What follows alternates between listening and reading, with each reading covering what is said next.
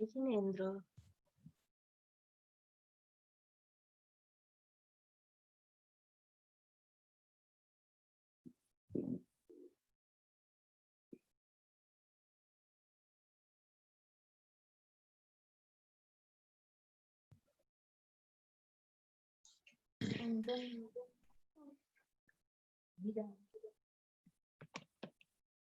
बताए ना। जय जिनेंद्र।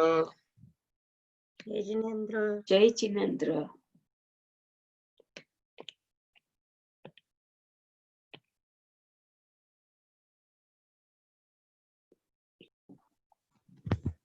हाथ जोड़ लेंगे आप सभी। नमो अरिहंताणं नमो सिद्धाणं नमो आयरियाणं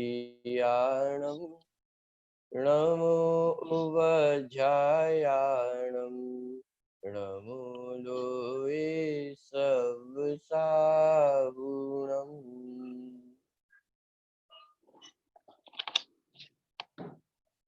कर्मों के ऊपर हमारी चर्चा चल रही है। कर्म किसे कहते हैं, कर्मों के कितने प्रकार हैं, इन बहुत सारी बातों पे हम चर्चा कर चुके हैं। दो प्रकार के कर्म हमने सबसे पहले देखे थे। कौन कौन से थे? द्रव्य कर्म और भाव कर्म। यदि आपने चार्ट प्रिपेयर किया हो तो बहुत जल्दी आपको पूरा याद आ जाएगा। सबसे पहले हमने देखे थे कर्म के दो प्रकार, द्रव्य कर्म और भाव कर्म। फिर द्रव्य कर्म के भी हमने दो टाइप्स देखे थे, घाती कर्म, अघाती कर्म। ठीक है, तो घाती कर्म किसे कहते हैं? कि जो कर्म अनुजीवी गुणों के घात करने में निमित्त होते हैं उन्हें घातीय कर्म कहते हैं। और अघातीय कर्म किसे कहते हैं? जो अनुजीवी गुणों के घात करने में निमित्त नहीं होते हैं उन्हें अघातीय कर्म कहते हैं। इस प्रकार दो कर्म हमने देखे थे। फिर उसके बाद जो घातीय कर्म है उसके हमने चार प्रकार देखे थे। 4 टाइप्स के घातीय कर्म हमने देखे थे। ज्ञानावरण, दर्शनावरण, मोहिनीय और अंतराय। इसमें जो सबसे पहला कर्म है ज्ञानावरण कर्म, इस पे हम चर्चा कर चुके थे। किसे कहते हैं ज्ञानावरण कर्म? कि जब यह जीव स्वयं अपने ज्ञान स्वभाव का घात करता है तब उस ज्ञान के प्रकट होने में नहीं होने में जिस कर्म का उदय निमित्त होता है उसे ज्ञानावरण कर्म कहते हैं।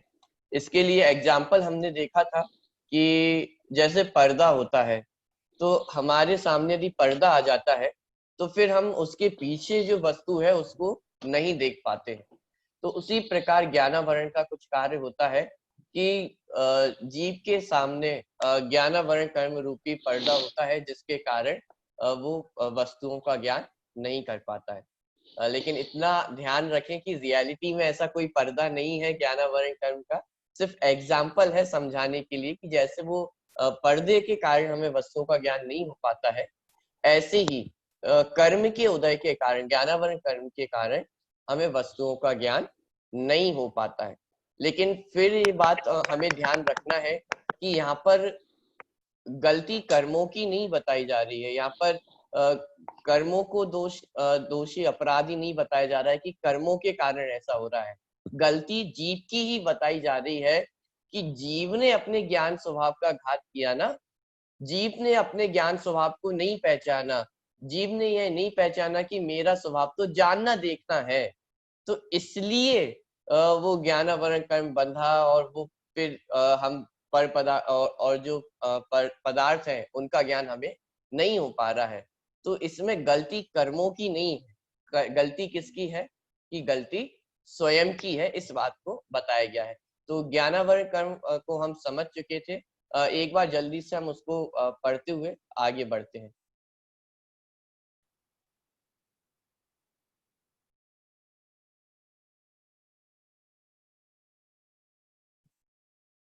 चलिए, पीडीएफ आप सभी को नजर आ रही है?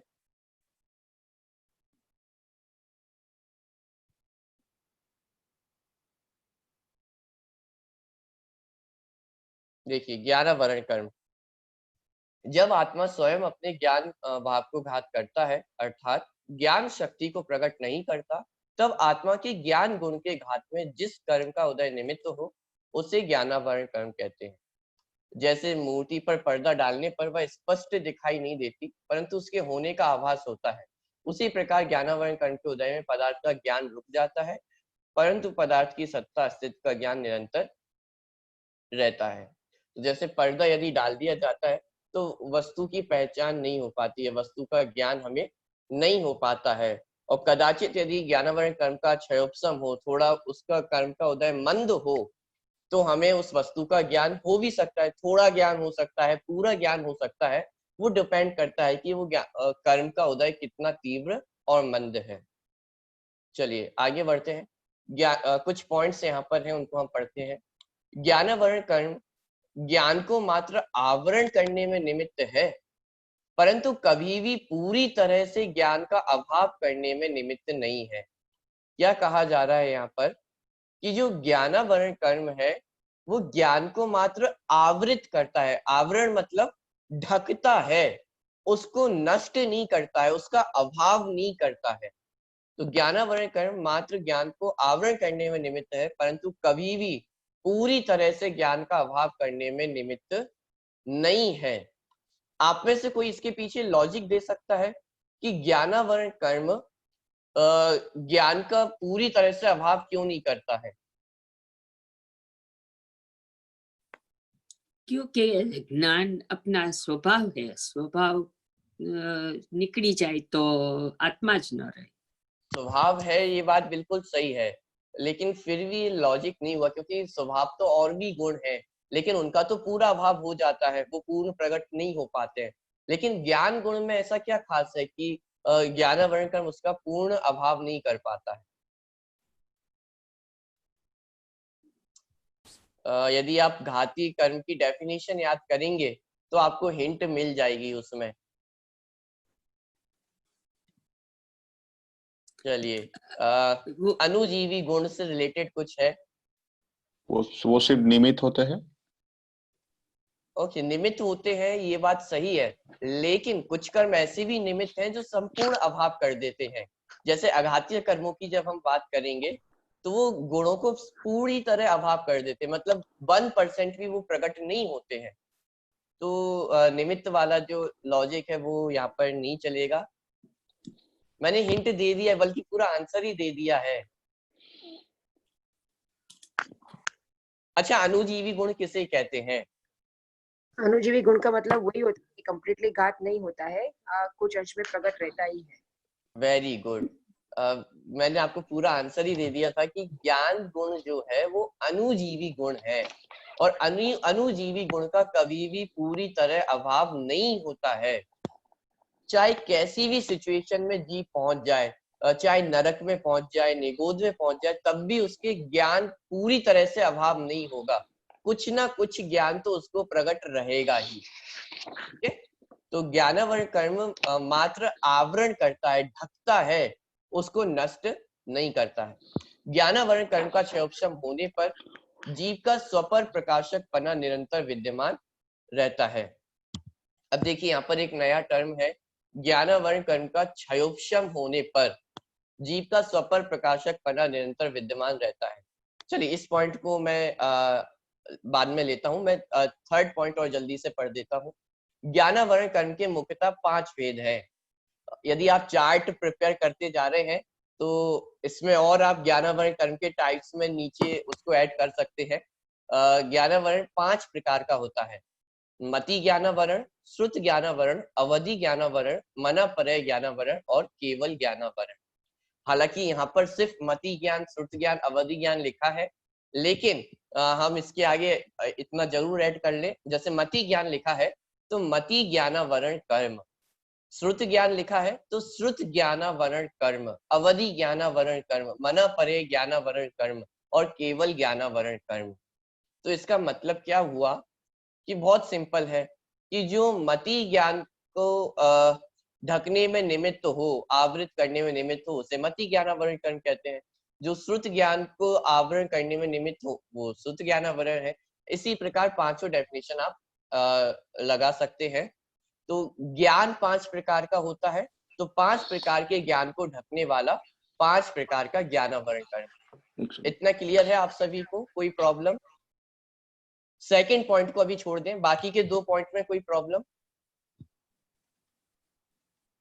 चलिए, तो मैं समझता हूँ आपको क्लियर है। अब हम दूसरे पॉइंट को जल्दी से देखते हैं। जय जिनेंद्र पंडित जी, सॉरी, हाँ। क्या कुछ पार्टिसिपेंट्स वेटिंग रूम में हैं? काफी लोग लॉग इन करने की ट्राई कर रहे हैं और हो नहीं रहा है उनसे। नहीं, वेटिंग रूम तो बंद है, कोई भी वेटिंग ओके रूम में नहीं है। Okay, no problem, I will deal with it. Thank you. या चलिए, तो जो दूसरा पॉइंट है, ज्ञानावरण कर्म का क्षयोपशम होने पर भी जीव का स्वपर प्रकाशक पना निरंतर विद्यमान रहता है। यहाँ पर एक टर्म आया है क्षयोपशम। अब ये क्षयोपशम किसे कहते हैं?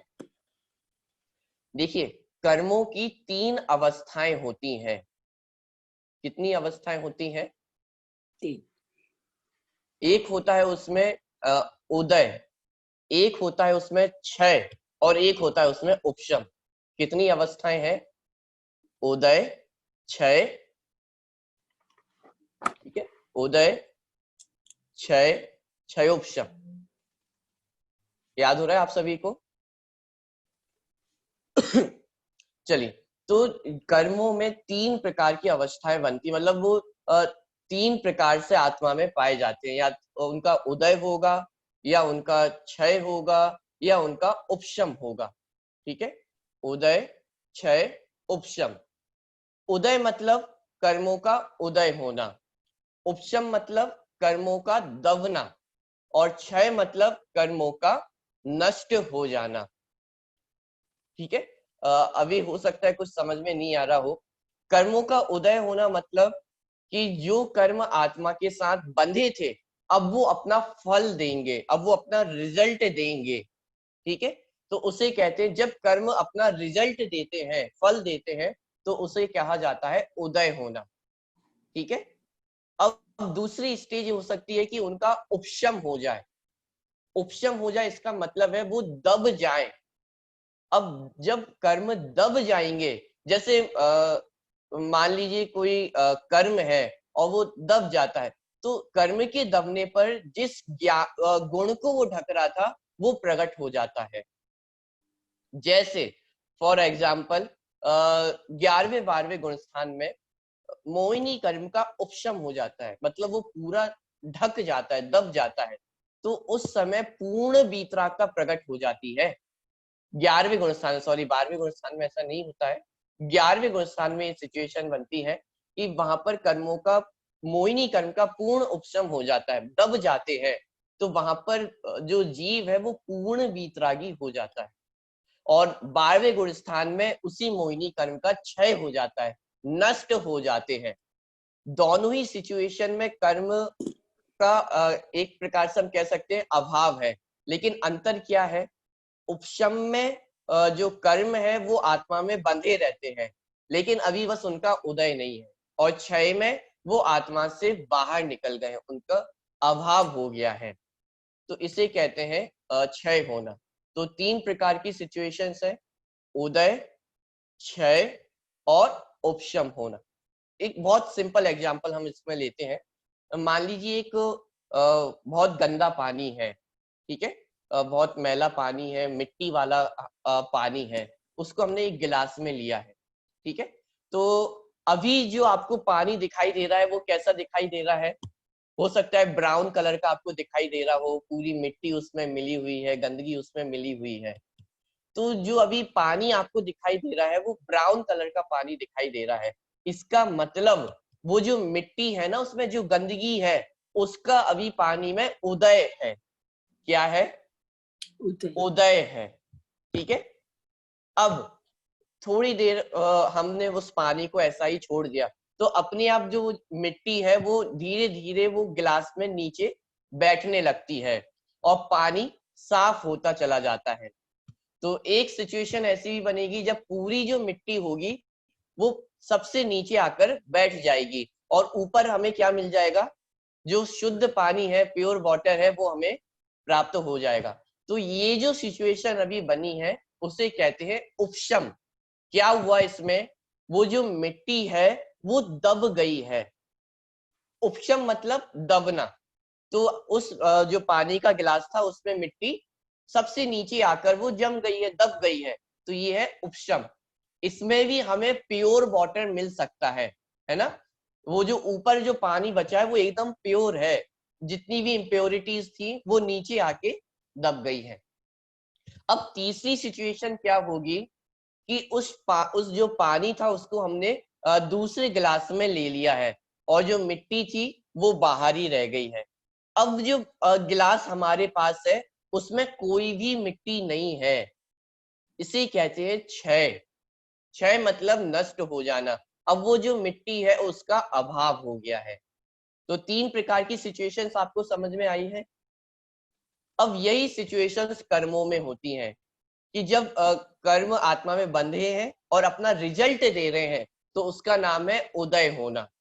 कर्म आत्मा में दब गए हैं, इसका मतलब उनका उपशम हो गया है। और कर्म आत्मा से बाहर निकल गए हैं तो इसका मतलब उनका क्षय हो गया है।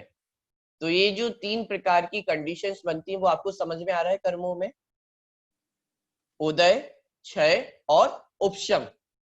अब एक और सिचुएशन बनती है। अब एक और क्या सिचुएशन बनेगी, उसका नाम है क्षयोपशम। क्या नाम है उसका? क्षयोपशम। देखिए क्या होता है, जो वो मिट्टी थी, उपशम की दशा में हम आ जाते हैं। उपशम मतलब दबना। तो वो जो मिट्टी थी वो दब चुकी थी, सबसे नीचे बैठी हुई थी। अब क्या हुआ, गलती से हमारा हाथ उस गिलास में लग जाता है और वो गिलास हिला तो उसके कारण जो मिट्टी थी वो दोबारा ऊपर आ जाती है। होता है या नहीं होता है कि यदि हम जो गिलास था उसको यदि हिलाएंगे तो जो मिट्टी होगी वो दोबारा ऊपर आ जाएगी। लेकिन क्या पूरी मिट्टी ऊपर आ जाएगी? नहीं। कि नहीं, थोड़ी मिट्टी ऊपर आएगी और थोड़ी मिट्टी नीचे दबी रहेगी। तो ये जो मिक्स रूप दशा है, उदय भी है और वहां पर उपशम भी है, तो इसका मतलब होता है क्षयोपशम। समझ में आ रहा है आप सभी को? इसका नाम है क्षयोपशम दशा। ठीक है, मेन 3 दशाएं हैं, उदय, उपशम, क्षय, और इन सबको मिलाकर एक कंडीशन बनती है क्षयोपशम। क्षयोपशम में कर्म का थोड़ा उपशम भी होता है, थोड़ा क्षय भी होता है और कर्म का उदय भी होता है। तीनों सिचुएशंस उसमें बनती हैं, उसका नाम है क्षयोपशम। तो जो ज्ञानावरण कर्म है उसका क्षयोपशम होता है। क्या होता है? क्षयोपशम होता है। तो क्षयोपशम का मतलब क्या है कि यदि ज्ञानावरण कर्म का क्षय हो जाए तो क्या होगा? यदि ज्ञानावरण का क्षय ही हो जाए तो केवल ज्ञान प्रकट हो जाएगा। पॉइंट समझ में आ रहा है?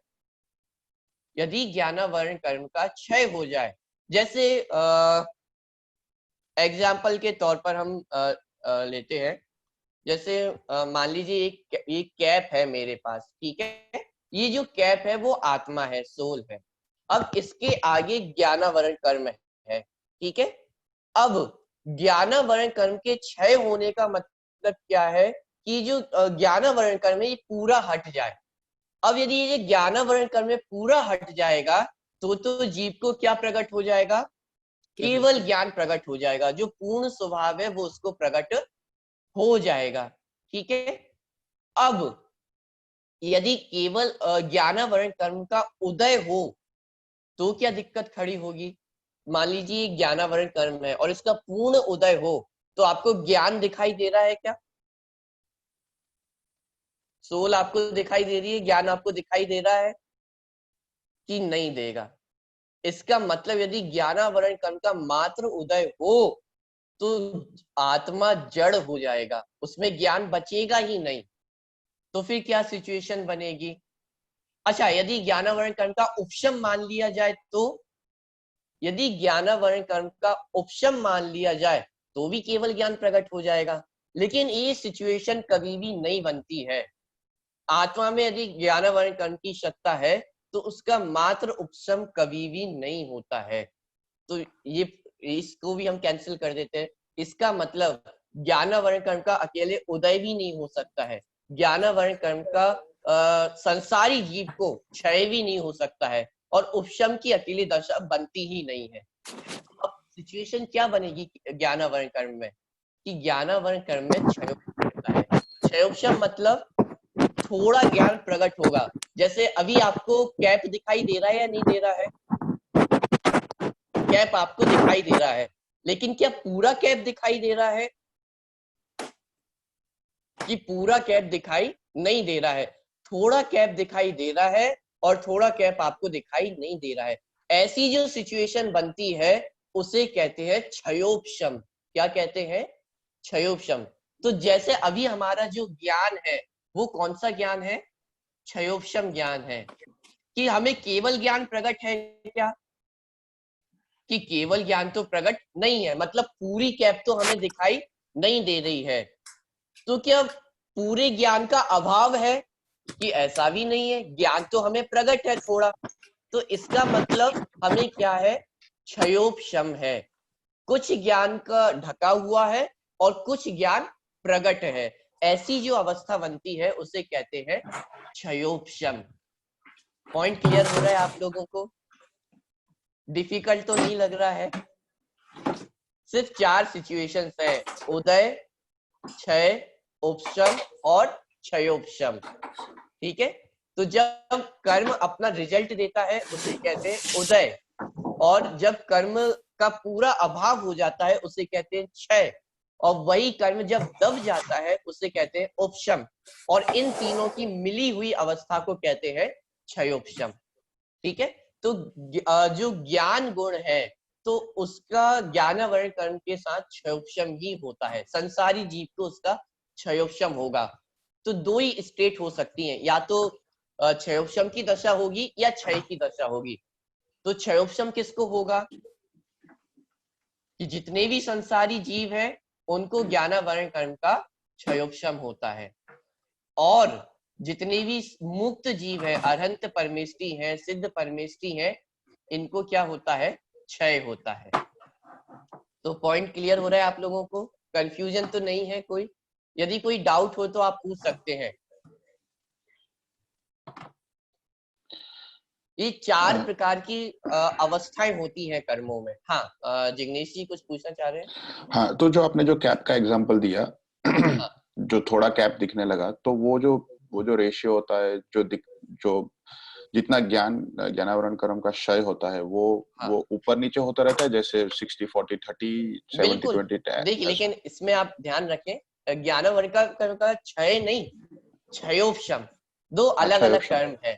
ठीक है, क्षय मतलब तो 100% गया कर्म, नष्ट हो जाना। हाँ। है ना, वो तो 100% बात है। अब जो 1% से लेकर 99% तक की जो बात है वो क्षयोपशम में होगी।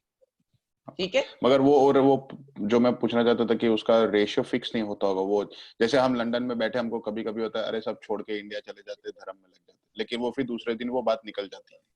तो इज दैट द राइट आप एग्जांपल? देखिए, सबका ज्ञान अलग अलग है ना। आपका ज्ञान अलग है, मेरा ज्ञान अलग है, सबका ज्ञान अलग है। इसी क्लास में कुछ लोगों को हो सकता है पूरा टॉपिक अभी समझ में आ गया हो ये वाला, कुछ लोगों को हो सकता है थोड़ा थोड़ा समझ में आया हो, और कुछ ऐसे भी हो सकते हैं कि जिनको कुछ भी समझ में नहीं आ रहा हो। तो सबका रेशियो अलग अलग है, सबके ज्ञानावरण कर्म का क्षयोपशम अलग अलग होता है। निगोदीय जीव है, उसको मात्र केवल ज्ञान के अनंतवें भाग मात्र ज्ञान होता है। फिर धीरे धीरे वो ज्ञान का लेवल बढ़ता जाता है, 2 इंद्रिय को ज्यादा ज्ञान होगा, 3 इंद्रिय को ज्यादा होगा। हम सभी पंचेंद्रिय हैं तो हमें ज्यादा ज्ञान है, तो वो ज्ञान का रेशियो कम ज्यादा होता है, 1% से लेकर 99.99% यहाँ तक वो हो सकता है। लेकिन जब क्षय हो जाएगा तो केवल ज्ञान प्रकट हो जाएगा। ठीक है, ओके, थैंक यू। तो ज्ञान गुण के साथ ज्ञानावरण कर्म में सिर्फ 2 स्टेट बनती है, या तो क्षयोपशम की या क्षय की। जितने भी संसारी जीव हैं उनको क्षयोपशम ही होगा। ज्ञानावरण कर्म का उदय भी नहीं होगा, उपशम भी नहीं होगा और क्षय भी नहीं होगा। संसारी जीवों को इनकी मिली हुई जो अवस्था है क्षयोपशम, वही उनको होगा, और जो मुक्त जीव है उनको क्षय ही होगा। ठीक है, तो एक नाम आपने सुना होगा, छायिक ज्ञान, है ना। जब हमने सिद्ध परमेष्ठी के आप गुणों को देखेंगे, अनंत परमेष्ठी के गुणों को देखेंगे, तो वहां पर इस टर्म का प्रयोग किया जाता है, छायिक दर्शन, छायिक ज्ञान। तो इस क्षय का मतलब क्या है कि अब उनको पूर्ण ज्ञान प्रकट हो गया है, 100% ज्ञान उनको प्रकट है। तो संसारी जीवों में ज्ञानावरण कर्म का क्षय उपशम होगा और मुक्त जीवों में उसका क्षय होगा। ठीक है, इतना समझ में आ रहा है आप सभी को? ओके, इस प्रकार अभी हमने ज्ञानावरण कर्म को समझा है। चलिए, अब इसके बाद जो अगला कर्म है वो है दर्शनावरण कर्म। कौन सा कर्म है? दर्शनावरण कर्म। देखिए, आप में से बहुत से लोग इंटरमीडिएट की क्लास भी अटेंड कर रहे होंगे, उसमें आपने उपयोग वाला चैप्टर पढ़ा होगा। पढ़ा है तो बहुत अच्छी बात है, और यदि नहीं भी पढ़ा है तो आप इतना समझ लें कि हमारी जो ज्ञान करने की प्रोसेस होती है उसमें एक प्रोसेस है, किसी भी वस्तु को जानने की प्रोसेस होती है। तो सबसे पहले उस प्रोसेस में दर्शन होता है, फिर उसका ज्ञान होता है। किसी भी वस्तु को जब हम जानते हैं तो उस प्रोसेस में सबसे पहले दर्शन होता है और फिर उसके बाद ज्ञान होता है। दर्शन का मतलब सिर्फ इतना है कि किसी भी वस्तु का जो सामान्य आभास है, उसकी सत्ता का जो ज्ञान है, आभास मात्र है, वो हमें होता है दर्शन में। और फिर उसके बारे में जो विशेष जानकारी है उसे ज्ञान कहा जाता है। ठीक है, अभी मैं बहुत ज्यादा इसमें डिटेल में नहीं जाऊंगा क्योंकि वो हमारा भी टॉपिक नहीं है। सिर्फ एक प्रोसेस है किसी भी वस्तु को जानने की। उस प्रोसेस में सबसे पहले दर्शन होगा, फिर उसके बाद ज्ञान होगा। बहुत सिंपल आप इतना समझ सकते हैं कि किसी भी वस्तु को जब हम जानते हैं तो सबसे पहले हमें ये पता चलता है कि हाँ, ये कोई वस्तु है। तो ये जो हमें आभास मात्र हुआ, जो सत्ता का ज्ञान हुआ, उसकी एग्जिस्टेंस का जो हमें ज्ञान हुआ, उसे कहते हैं दर्शन। ठीक है, अब उस वस्तु के बारे में हम कुछ भी विशेष रूप से जानते हैं तो उसे कहा जाएगा ज्ञान। जैसे ये पेन आपके सामने है, तो अभी सिर्फ आपके सामने एक वस्तु सामने आई, आपको पता चला कि हाँ, ये कुछ है, इसका नाम है दर्शन। अब आपको पता चला कि हाँ, ये पेन है, ये लिखने के काम आता है, ये ब्लू कलर का है। ये जो पूरा आगे की जो आपने जानकारी हुई, इसका नाम है ज्ञान। और उसके पहले जो सिर्फ एग्जिस्टेंस का ज्ञान हुआ था, उसका नाम है दर्शन। ये मैंने बहुत मोटी मोटी जानकारी आपको दी है, बहुत सारी डिस्कशन इस पे हो सकता है, लेकिन एक सिंपल तौर पे आपको ज्ञान हो सके कि दर्शन किसे कहते हैं और ज्ञान किसे कहते हैं, इसलिए मैंने थोड़ा सा समझाया है। तो दर्शनावरण कर्म किसे कहा जाएगा? कि सिंपल है कि जो दर्शन गुण का घात करने में निमित्त हो, उसे दर्शनावरण कर्म कहते हैं। क्या डेफिनेशन है, इसको हम देखते हैं।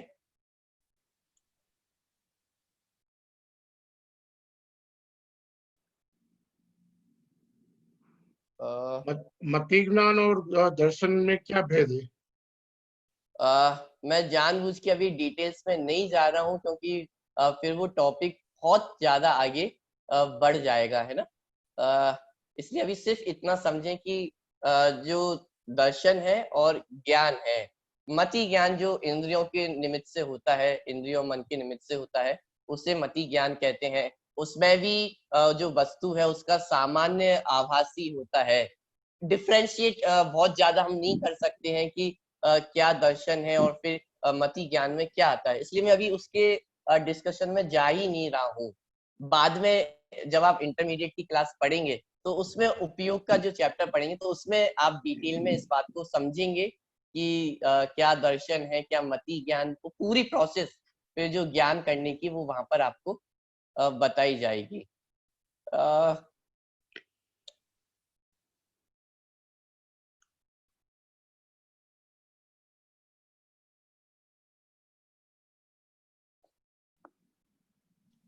लास्ट 2 क्लासेस से जूम में एक प्रॉब्लम हो रही है कि जब भी मैं डॉक्यूमेंट शेयर करता हूँ तो फिर वो फाइल डिलीट हो जाती है अपने आप मोबाइल में से।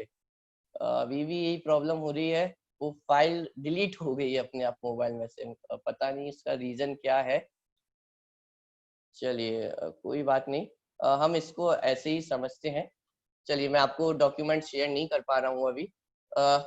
तो इसको हम दर्शनावरण कर्म किसे कहते हैं कि जब यह जीव अपने दर्शन स्वभाव का घात करता है, ठीक है, तब दर्शन गुण को ढकने में जिस कर्म का उदय निमित्त होता है उसे दर्शनावरण कर्म कहते हैं।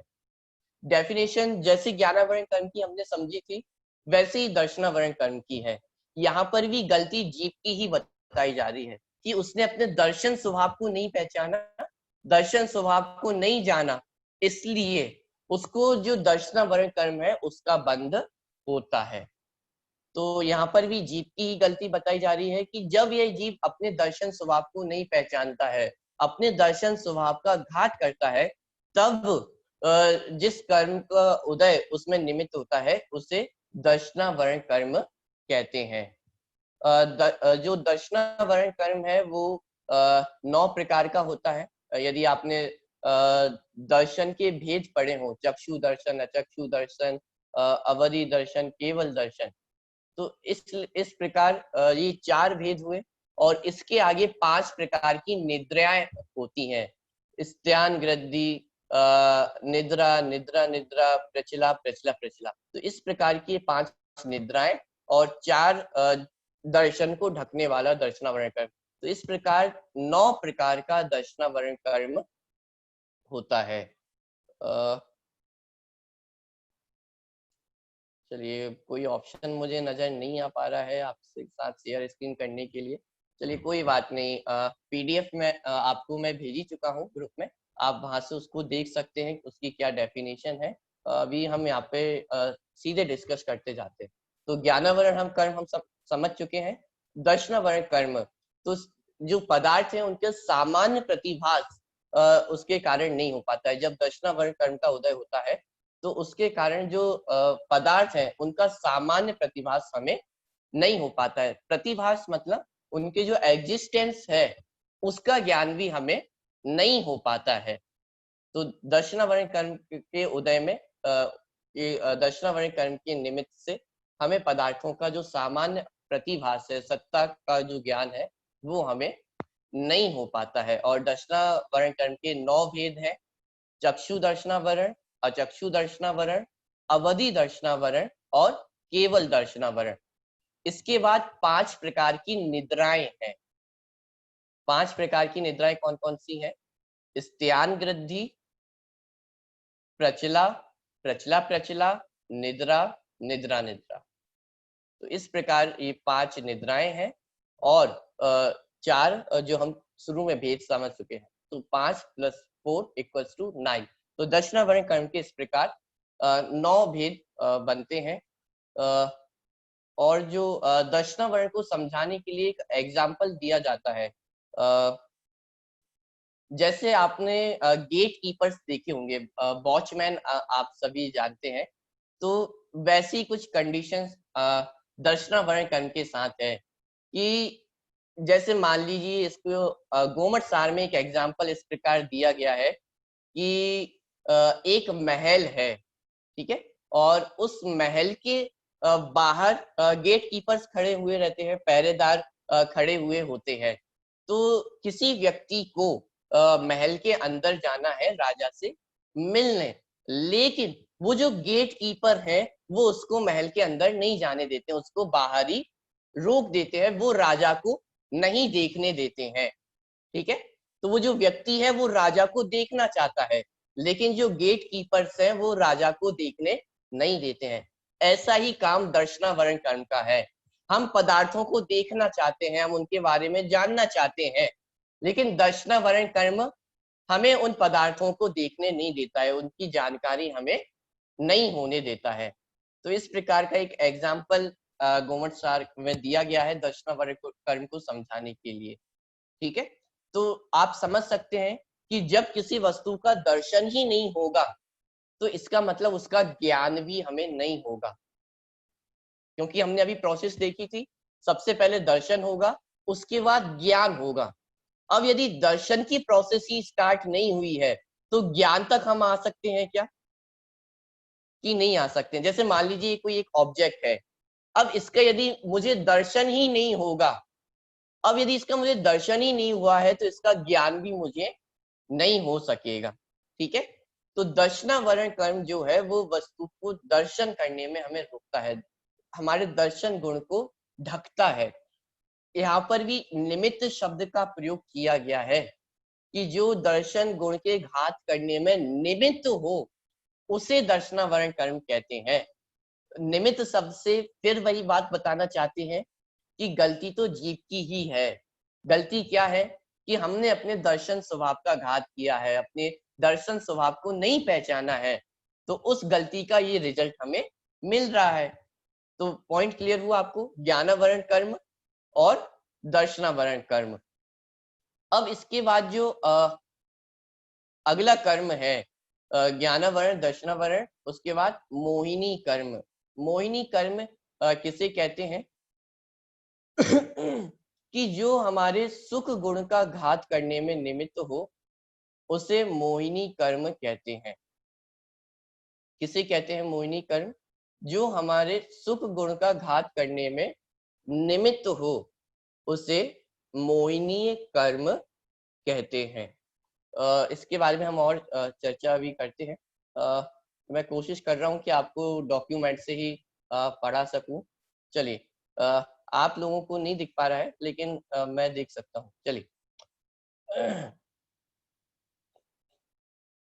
मोहिनी कर्म, जब जीव अपने स्वरूप को भूलकर अन्य पदार्थ को अपना माने तथा अपने स्वरूप के आचरण में असावधानी करे, तब जिस कर्म का उदय निमित्त हो उसे मोहिनी कर्म कहते हैं। क्या कहा जा रहा है यहाँ पर? जब जीव अपने स्वरूप को भूलकर अन्य पदार्थ को अपना माने तथा अपने स्वरूप के आचरण में असावधानी करे, तब जिस कर्म का उदय निमित्त हो उसे मोहिनी कर्म कहते हैं। देखिए, दो बातें हैं, अपने स्वरूप को भूलकर अन्य पदार्थों को अपना मानता है और अपने स्वरूप के आचरण में असावधानी करता है, तब जिस कर्म का उदय निमित्त होता है उसे मोहिनी कर्म कहते हैं। देखिए, मोहिनी कर्म को समझाने के लिए जिनागम में मदिरा, शराब का एग्जाम्पल लिया जाता है कि जैसे कोई व्यक्ति शराब पीता है, अल्कोहल लेता है, तो उसके बाद उसकी हालत कैसी हो जाती है कि उसे कुछ भी अता पता नहीं होता है कि मैं कौन हूँ, आया कहाँ से और मेरा रूप क्या, मेरा घर कहाँ है, मैं कौन हूँ। कभी कभी तो अपने फैमिली मेंबर्स को ही नहीं पहचान पाता है कि ये कौन है, वो कौन है। तो एकदम वो सब कुछ मोहित सा हो जाता है, उसे कुछ अता पता नहीं रहता है। तो मोहिनी कर्म के कारण भी कुछ ऐसी ही जीव की अवस्था बनती है। मोहिनी कर्म के कारण क्या होता है कि इस जीव को पता ही नहीं चलता है कि मैं कौन हूँ। आप सोच सकते हैं कि ऐसा कैसे हो सकता है, हम सबको पता है कि मैं कौन हूँ, तो हम सभी को पता है कि मैं कौन हूँ। क्या लगता है आप लोगों को, क्या हम सभी को पता है कि मैं कौन हूँ? कि आप कह सकते हैं कि बिल्कुल डेफिनेटली हम सभी को पता है कि मैं कौन हूँ, कि मैं प्रतीक हूँ।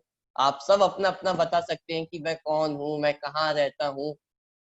कि यही तो हम गलती कर रहे हैं कि सचमुच देखा जाए तो मैं कौन हूँ, कि मैं तो ज्ञान स्वभावी जीव तत्व हूँ, लेकिन अनादि काल से हम इस बात को नहीं पहचान पा रहे हैं।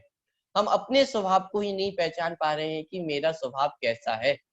तो ये वैसी कंडीशन हमारी हो रही है ना, जैसे कोई व्यक्ति शराब पी के बैठा हो, उसे नहीं पता रहता कि मैं कौन हूँ, मैं कहाँ जा रहा हूँ, क्या कर रहा हूँ, कोई सुध बुध उसे नहीं रहती है। तो ऐसी ही कंडीशन हमारी हो रही है, हम पंच पदार्थों को अपना मान रहे हैं। ये जो शरीर है इसी को मैं मान लेता हूँ कि मैं कौन हूँ, कि ये शरीर जो दिखाई दे रहा है वही मैं हूँ। तो कुछ अता पता भी नहीं है कि मेरा रूप क्या है, मैं कौन हूँ, क्या मेरा है और क्या मेरा नहीं है। पर पदार्थों को हम अपना मान रहे हैं, गाड़ी बंगला मेरे है, मेरी जो फैमिली है वो मेरी है। तो इस प्रकार का जो श्रद्धान होता है, तो उसे किस कर्म के उदय के निमित्त में ऐसा होता है कि मोहिनी कर्म के निमित्त से जीव का ऐसा विपरीत परिणमन होता है, विपरीत श्रद्धान होता है। देखिए, मोहिनी कर्म के दो भेद होते हैं, दर्शन मोहिनीय और चारित्र मोहिनीय। कितने भेद है? दर्शन मोहिनीय और चारित्र मोहिनीय। दो प्रकार का मोहिनी कर्म है, दर्शन मोहिनीय और चारित्र मोहिनीय। ठीक है, आप चार्ट भी इसको प्रिपेयर करते चलें, क्योंकि बाद में बहुत सारे भेद प्रभेद हो जाएंगे और आपको याद ही नहीं रहेंगे कि किसका क्या भेद था। ज्ञानावरण कर्म के 5 भेद थे, दर्शनावरण कर्म के 9 भेद थे। अब यहाँ पर मोहिनी कर्म के हम टाइप समझ रहे हैं।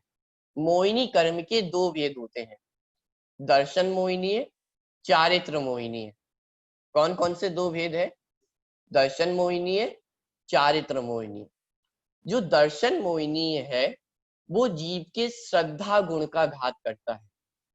किसका घात करता है? श्रद्धा गुण का घात करता है। और जो चारित्र मोहिनी है वो जीव के चारित्र गुण का घात करता है। ठीक है, आपने सम्यक दर्शन ये नाम तो सुना ही है। ठीक है, तो सम्यक दर्शन किसे कहते हैं? कि सच्ची श्रद्धा होना, राइट बिलीफ होना, उसका नाम क्या है? सम्यक दर्शन। तब जब ये दर्शन मोहिनी कर्म का अभाव हो जाता है तो तब जीव को सम्यक दर्शन प्रकट होता है। तो जो दर्शन मोहिनी कर्म है वो दर्शन गुण का श्रद्धा गुण का घात करता है, और जो चारित्र मोहिनी कर्म है वो जीव के चारित्र गुण का घात करता है। ठीक है, अब एग्जाम्पल हम इसको देखते हैं। जैसे कोई भी पर पदार्थ है, मान लीजिए आपके घर में एक कार है, उस कार को हम अपना माने कि जो कार है वो मेरी है, तो ऐसा जो विपरीत श्रद्धान है, ऐसी जो विपरीत मान्यता है, ऐसी जो रॉन्ग बिलीफ है, वो किस कर्म के उदय के कारण हो रही है? दर्शन मोहिनी कर्म के उदय के कारण। जब दर्शन मोहिनी कर्म का उदय होता है तब जीव को विपरीत श्रद्धान होता है कि मैं कौन हूं, कि मैं ये शरीर ही हूँ, ये जो पर पदार्थ हैं वो मेरे हैं। ऐसा जो विपरीत श्रद्धान है वो दर्शन मोहिनी कर्म के उदय में होता है। तो जितनी भी हमारी विपरीत श्रद्धाएं हैं, रॉन्ग बिलीफ्स हैं, वो सभी दर्शन मोहिनी कर्म के उदय के कारण होती हैं। इतना क्लियर है आप सभी को? तो जितनी भी हमारी विपरीत श्रद्धाएं हैं वो दर्शन मोहिनी कर्म के उदय के कारण है। ठीक है, अब चारित्र मोहिनी कर्म क्या करता है कि चारित्र मोहिनी कर्म हमें अपनी आत्मा में आचरण नहीं करने देता है, मतलब हमें अपनी आत्मा का अनुभव, एक्सपीरियंस नहीं करने देता है। देखिए, हो सकता है कि आपको राइट नॉलेज हो जाए कि भाई ये बॉडी जो है, ये जो शरीर है वो मैं नहीं हूं। ठीक है, उसके बाद आपको राइट बिलीफ भी हो जाए कि जैसा मैं जान रहा हूं वैसा मैं मानने भी लग जाऊं कि ये बॉडी मैं नहीं हूं, लेकिन फिर भी हम अपनी आत्मा का अनुभव नहीं कर पाए, हम अपनी आत्मा का एक्सपीरियंस नहीं कर पाए। उसका रीजन क्या है कि ये चारित्र मोहिनी कर्म, इस चारित्र मोहिनी कर्म के कारण जो जीव है वो अपनी आत्मा में आचरण नहीं कर पाता है, उसका एक्सपीरियंस नहीं कर पाता है, उसमें अनुभव नहीं कर पाता है। ठीक है, तो जो दर्शन मोहिनी कर्म है वो श्रद्धा गुण का घात करता है, और जो चारित्र मोहिनी कर्म है वो जीव के चारित्र गुण का घात करता है। ठीक है, अब थोड़े से और मैं इनके सब और जो इनके भेद है अब वो मैं आपको बताने जा रहा हूँ। दर्शन मोहिनी, चारित्र मोहिनी। दर्शन मोहिनी भी 3 प्रकार का होता है। जो दर्शन मोहिनी कर्म है वो भी 3 प्रकार का है।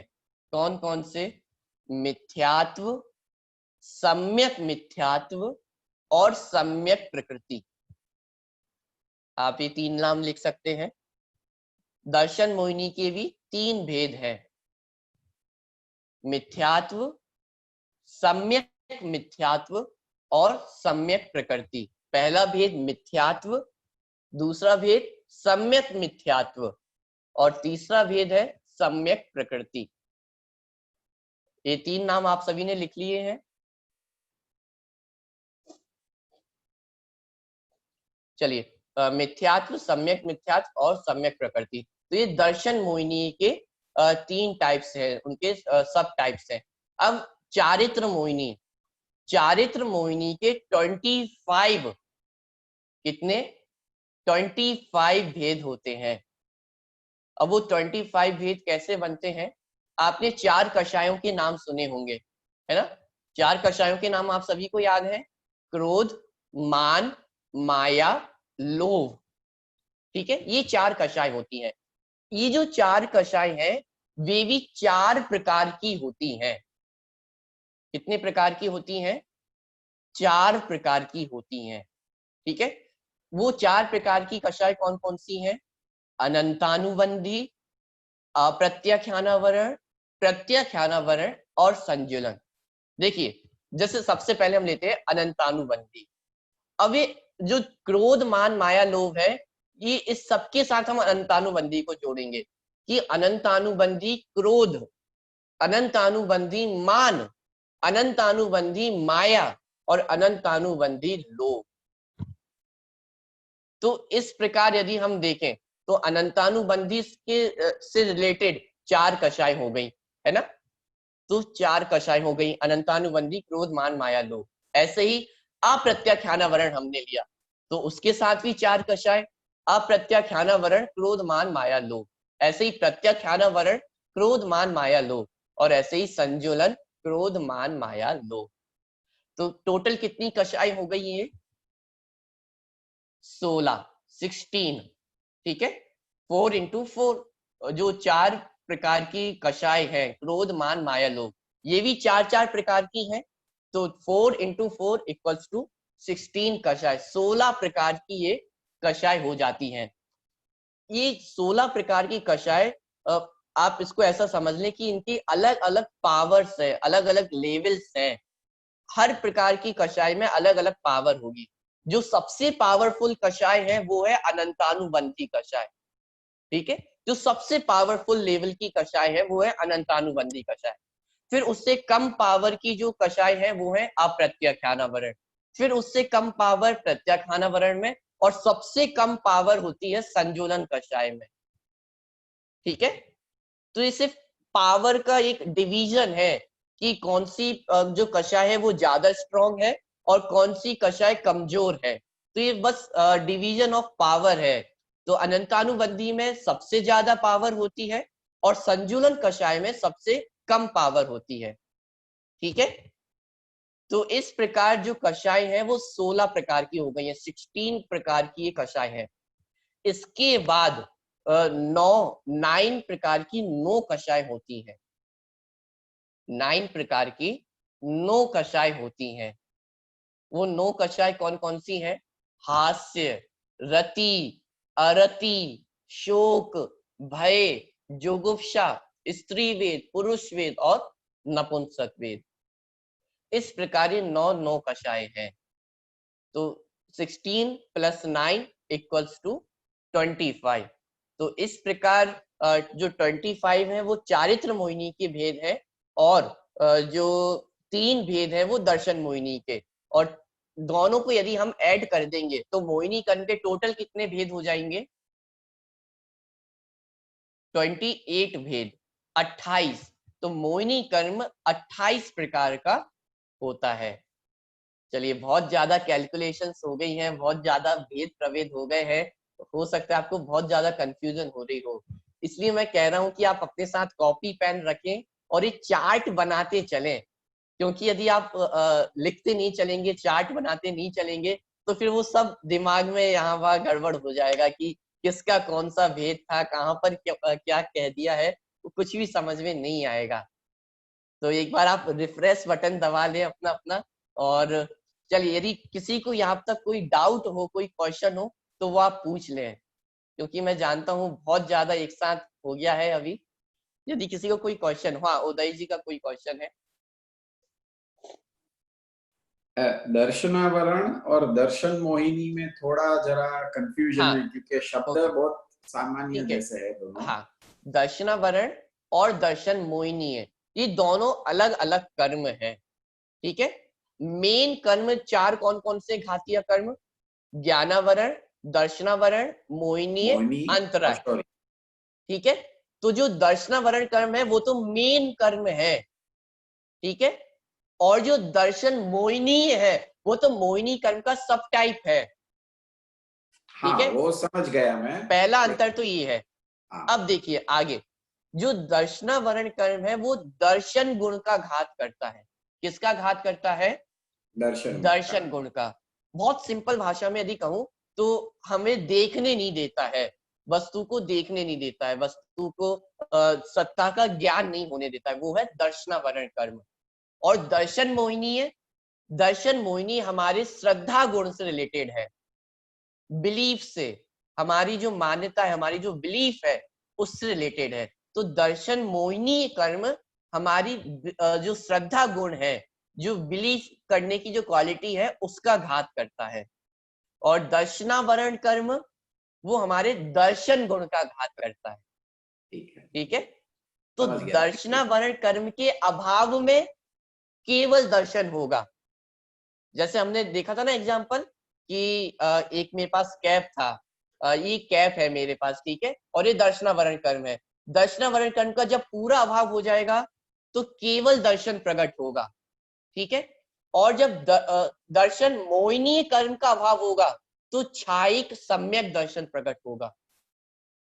ठीक है, तो इतना अंतर है दर्शनावरण कर्म में और दर्शन मोहिनी कर्म में। शब्द दर्शन है, लेकिन यहाँ पर दर्शन शब्द का अर्थ है श्रद्धा। ठीक है, जैसे हम बोलते हैं ना सम्यक दर्शन, सम्यक दर्शन, सम्यक ज्ञान, सम्यक चारित्र, तो वहां पर भी दर्शन शब्द का अर्थ क्या है?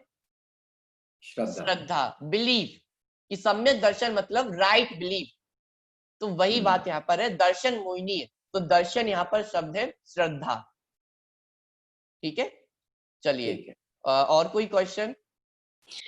जो आपने मोहनीय कर्म बताया ना कि हाँ। उसमें मिथ्यात्व, सम्यक मिथ्यात्व और सम्यक प्रकृति, और हाँ। फिर दर्शन वो चारित्र मोहनीय में ये कषाय अनंत, वो चार कषाय और नौर, वो जी। चारित्र मोहनीय के सबटाइटल ना?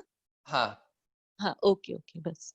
दर्शन मोहिनी के 3 प्रकार है, मिथ्यात्व, सम्यक मिथ्यात्व, सम्यक प्रकृति। और बाकी के जो 25 भेद है वो चारित्र मोहिनी के हैं, 16 कषाय और 9 कषाय। ओके, चलिए और कोई क्वेश्चन?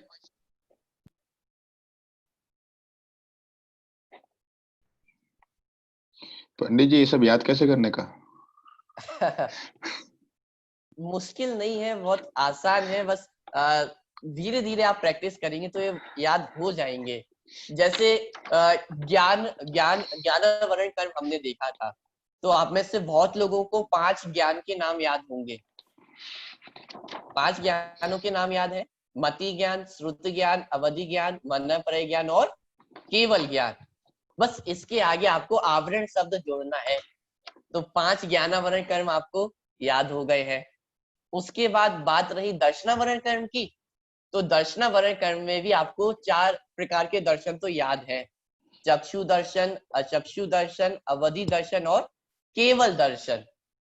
अब इनके आगे बस आवरण जोड़ना है, तो ये भी आपको याद हो जाएंगे।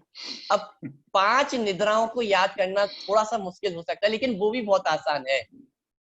कि पहली तो है निद्रा और निद्रा निद्रा, ठीक है। उसके बाद प्रचला, प्रचला प्रचला, मतलब सिर्फ 2 टर्म याद करने हैं और बाकी के 2 नाम अपने आप याद हो जाएंगे। निद्रा याद कर लिया तो निद्रा निद्रा अपने आप याद हो जाएगा, प्रचला याद कर लिया, प्रचला प्रचला अपने आप याद हो जाएगा। एक बस जो डिफिकल्ट वर्ड है वो है स्त्यान गृद्धि। ये जो स्त्यान गृद्धि है, ये सबसे पावरफुल नींद होती है। इसमें व्यक्ति को पता ही नहीं चलता, उसके साथ कुछ भी कर लो वो बढ़िया सो रहा है। तो इतनी पावरफुल नींद होती है, वो है स्त्यान गृद्धि। तो ये 5 निद्राएं हैं, ठीक है। तो ज्ञानावरण के 5 भेद और दर्शनावरण के 9 भेद, चक्षु दर्शनावरण, अचक्षु दर्शनावरण, अवधि दर्शनावरण और केवल दर्शनावरण, और 5 निद्राएं। उसके बाद बचा मोहिनी कर्म। तो मोहिनी कर्म के 2 भेद, दर्शन मोहिनी है, चारित्र मोहिनी है। देखिए आप इसको ऐसे भी याद रख सकते हैं, 4 गुणों के नाम आप सभी को याद है, ज्ञान, दर्शन, सुख, वीर्य, है ना। ये 4 गुणों के नाम आप सभी को याद है। ज्ञान गुण का घात करने वाला ज्ञानावरण, दर्शन गुण का घात करने वाला दर्शनावरण, चारित्र गुण सुख गुण का घात करने वाला मोहिनीकरण। श्रद्धा और चारित्र इन दोनों को मिला के सुख हो जाता है, ठीक है। तो सुख गुण को घात करने वाला मोहिनीकरण, और आगे हम अंतराय कर्म की बात करेंगे। तो इस प्रकार जो दर्शन मोहिनी कर्म है उसमें 2 गुण है, श्रद्धा गुण और चारित्र गुण।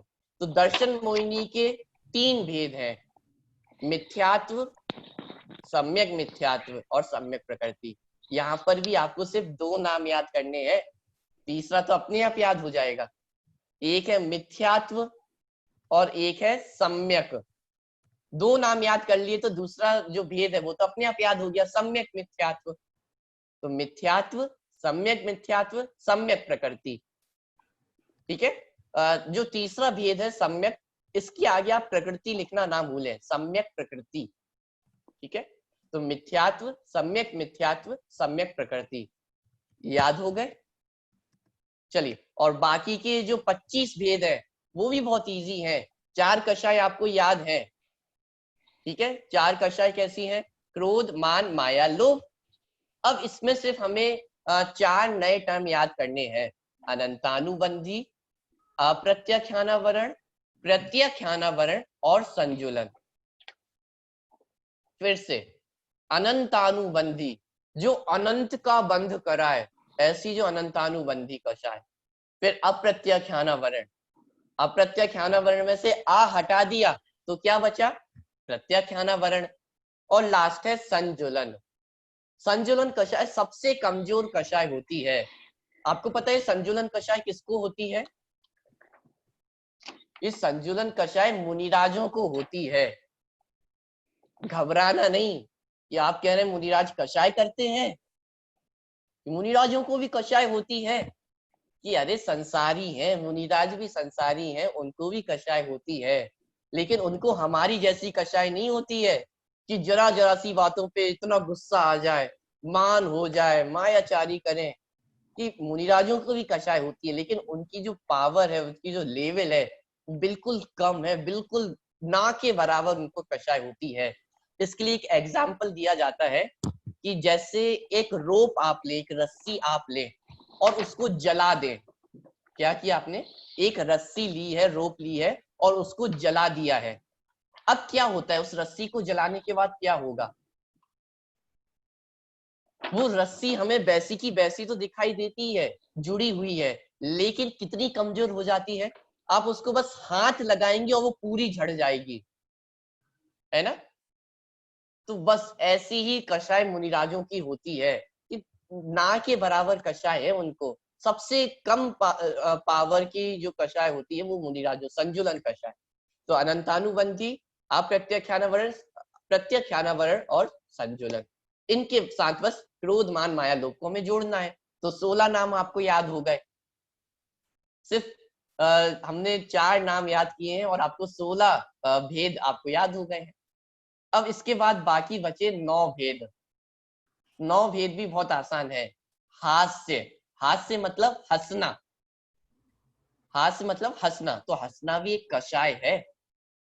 हम अपने मनोरंजन के साधन ढूंढते हैं कि हंसने के लिए कुछ ना कुछ तो हमें चाहिए, लेकिन हमें समझना चाहिए कि जो हास्य है, हंसना है, वो भी एक कषाय है।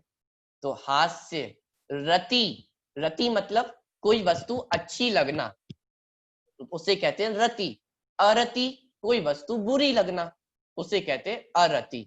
हास्य, रति, अरति, शोक, शोक मतलब दुखी होना।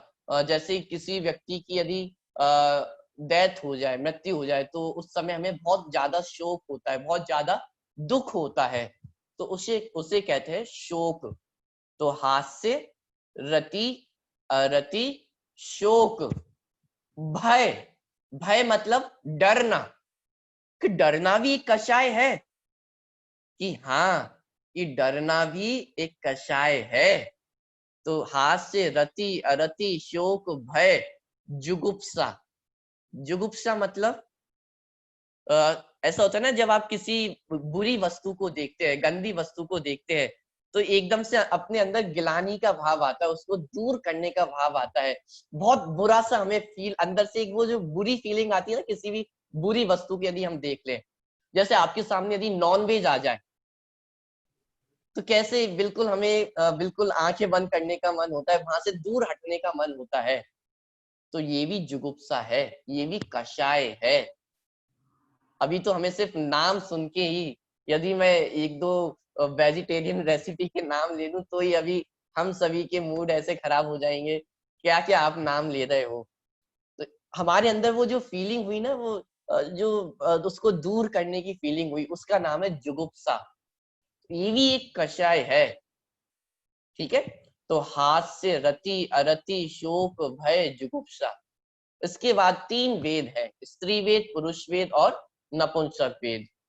कि स्त्री के संग रमण करने का भाव स्त्री वेद, पुरुष के साथ करने का भाव पुरुष वेद, और दोनों के साथ रमण करने का भाव वो नपुंसक वेद।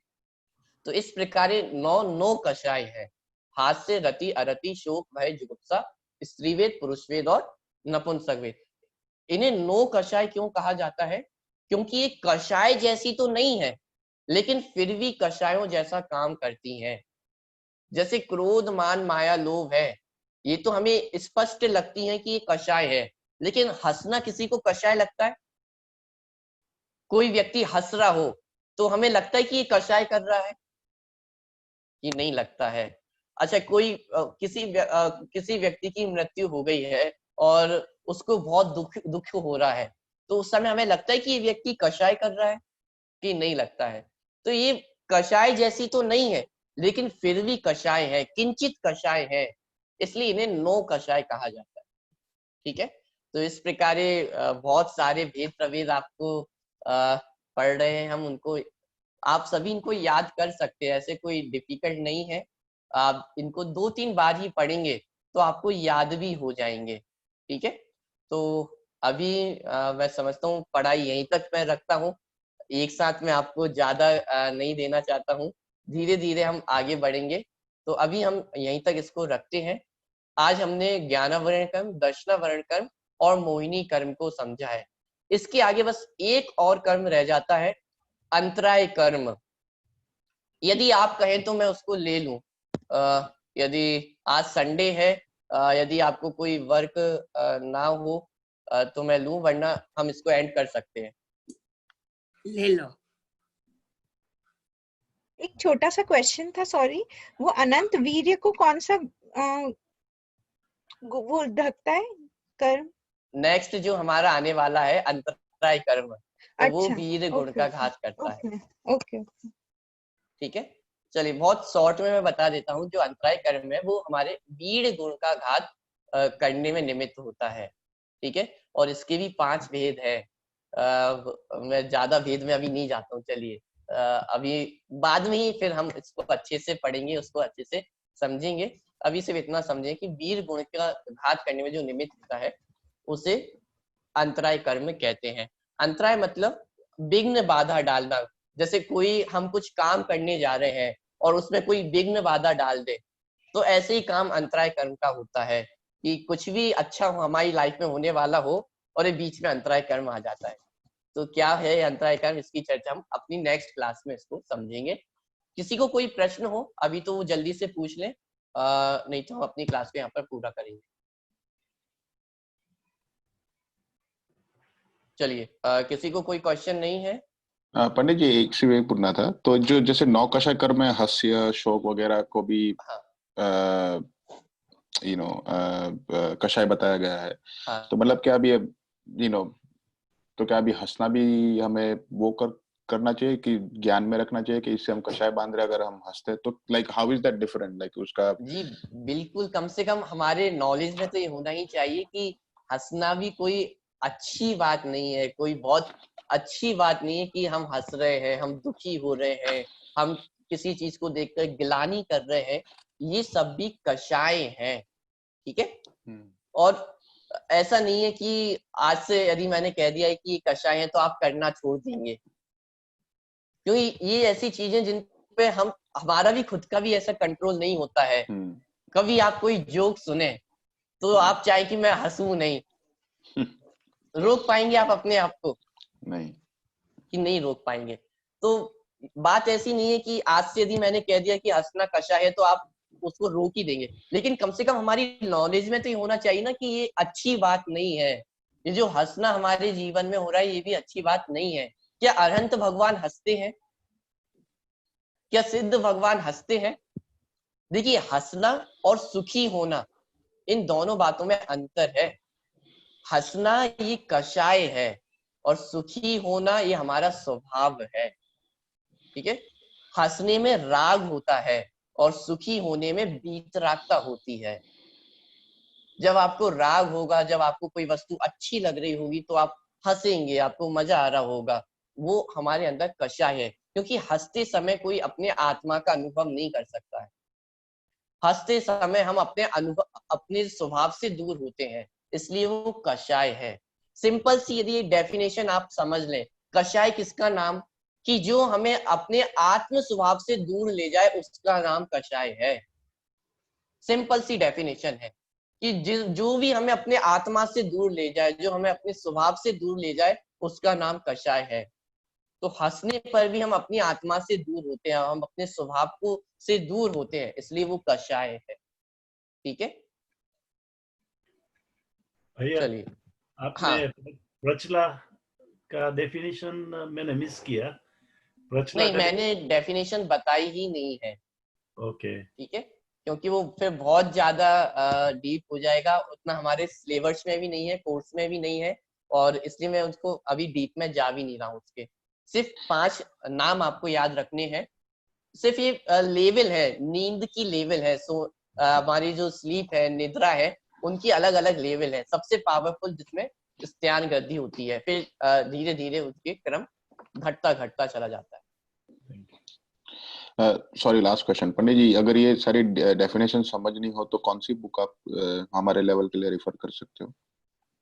देखिए, जो मूल ग्रंथ है, आप गोमटसार कर्म कांड, इसमें आपको ये सभी बहुत अच्छे से मिल सकता है। पीडीएफ आपको शेयर कर ही चुका हूं मैं। इसके अलावा जितने भी कर्णानियों के ग्रंथ हैं उनमें आपको ये सारी बातें समझने को मिल सकती हैं। मोक्ष मार्ग प्रकाशक, यदि ये ग्रंथ आपके पास हो तो मोक्ष मार्ग प्रकाशक ग्रंथ में भी आपको इन कर्मों के संबंध में बहुत अच्छी जानकारी आपको मिल सकती है। और जो हमारे बालबोध आदि भाग है, बालबोध है, भीतरा विज्ञान है, मुझे पर्टिकुलर भाग का अभी याद नहीं है कि किस पर्टिकुलर भाग में कर्मों का चैप्टर है, लेकिन आप देखेंगे तो शायद भीतरा विज्ञान भाग 1 हो। इसमें मेरे ख्याल से कर्मों का चैप्टर है, तो उसको आप पढ़ सकते हैं। इसी की एक विवेचिका गाइड कल्पना ब्रह्मचारी कल्पना वैन दीदी ने लिखी है, यदि वो आपके पास हो तो उसको आप पढ़ सकते हैं। तो बुक्स बहुत सारी हैं, आप जहाँ जिस बुक से चाहे उससे पढ़ सकते हैं। आपको मोक्ष मार्ग का अधिकारी शायद याद होगा। मैं देख के आपको No particular problem, no problem. किस पेज पे आप उसको पढ़ सकते हैं, देख सकते हैं, वो आपको मैं बता दूंगा। No problem, thank you sir. ठीक है, चलिए, तो हम अपनी क्लास में यहीं पर पूरा करते हैं। नेक्स्ट क्लास में हम जो बाकी के कर्म बचे हुए उन पर हम चर्चा करेंगे। चलिए, आप सभी हाथ जोड़ लें। नमो अरिहंताणम, नमो सिद्धाणम, नमो आयरियाणम, नमो उवज्झायाणम, नमो लोए सब साहुणम। जय जिनेन्द्र। जय जिनेन्द्र। जय जिनेन्द्र। जय जिनेन्द्र। जय जिनेन्द्र।